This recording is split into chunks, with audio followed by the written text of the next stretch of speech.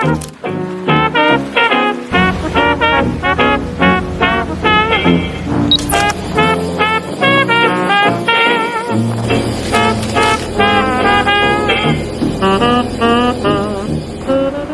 Victorians, and welcome back to another episode of V-Talk the Sembang Victorian, your space for stories, struggles, and success.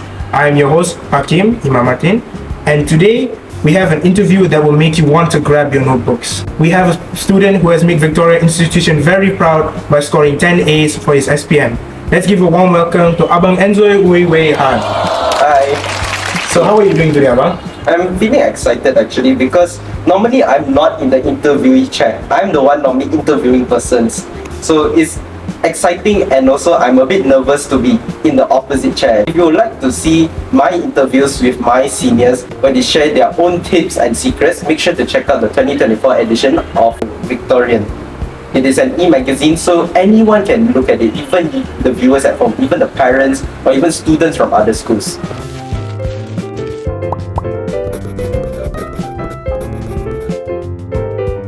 So let's take it back to your SPM year. Did you always have a mindset to score straight A's?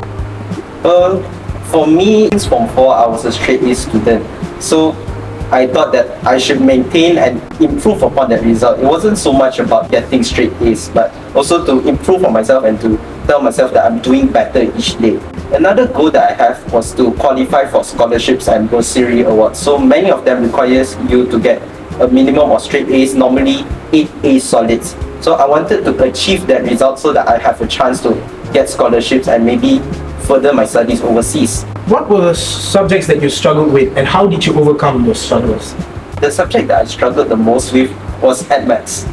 It's definitely maths because if you were to look at the pure time and effort used, it is sometimes double or triple other subjects. Social distractions. How did you overcome not playing games or going out with friends? Well, I don't really view them as distractions. I view them as rest periods. I wholeheartedly believe in the principle of work hard, play hard. So, if you work hard, you should also rest sufficiently because you can't work the whole day. You will slowly get burned out. Because I would even take a day off to just hang out with my friends, go mama, go play baseball or something like that, or even play games online to just rest, reset, and relax my mind.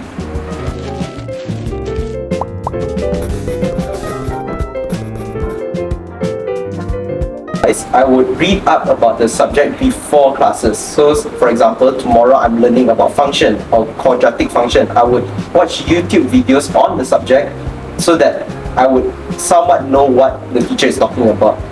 I have something that I don't understand, I would note that down and then I would go and ask my teacher in class when she's explaining about it to my whole class. After my teacher taught it, I would do a lot of practice questions and note down what are the steps to solve the problem or what is the solution. Those very difficult questions, those K-byte questions that sometimes is worth like 8 marks, but look at the answer sheet.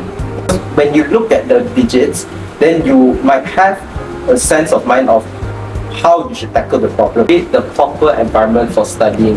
So, for example, I would make sure my table is clean and organized. It might seem simple, but it really helps you to do work and to make a more productive environment. Normally, I would create a to-do list the night before and then I'll add any homeworks that is given during class. And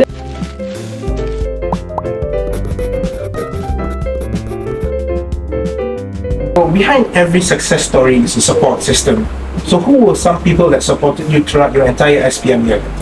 I would say that I'm very blessed in the sense that I had a lot of people supporting me. Parents, my family, teachers, even the staff at VI, and also my friends. My parents and my family is that they would always listen to my troubles and give me an unbiased opinion on what I should do. It makes me feel that I'm not alone in this struggle. For teachers, I feel that people or students really underrate the amount of work done by teachers.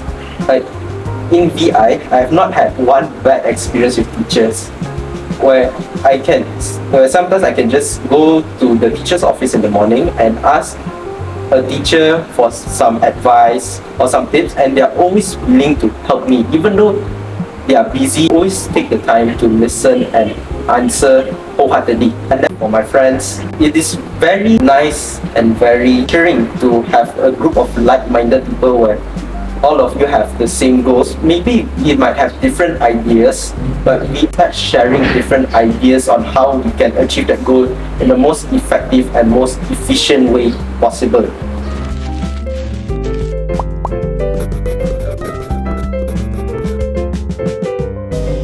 Those who are sitting for their SPM. So what is your advice for them? Find something that you really desire, a reason that you really want to score well. Maybe you want to get scholarship. Maybe you just want to say that I am a top scorer in SPM. Whatever it may be, you must have a goal and a reason for it. If there's no reason, you'll be running around like a headless chicken. And don't be afraid to go look back at the basics. So even for me, from time to time, even during Form 4 or Form 5, I would refer back to like lower formats like Form 1, Form 2, Form 3, because if you realize, a lot of the chapters are actually connected.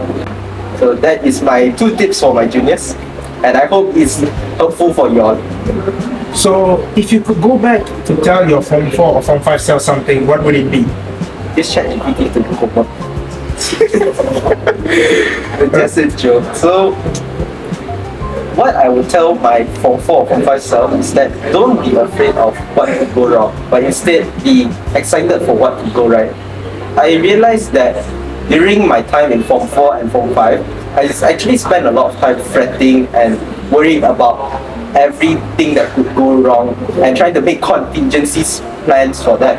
And sometimes it's actually not so serious, or I can just take it easy and go with the flow. Because sometimes even if I prepare 1,000 plan, the issue will come out 1,001 issue. Be excited for what could go right. Don't just think that everything will go wrong. And that's a wrap for the VI Talk, the Sembang Victorian. Success isn't about being perfect, it's about being persistent. If Abang Enzo can do it, you can do it too. Thanks for watching. Stay tuned for more episodes in the future. Don't forget to like, subscribe, follow our Instagram and TikTok. Bye.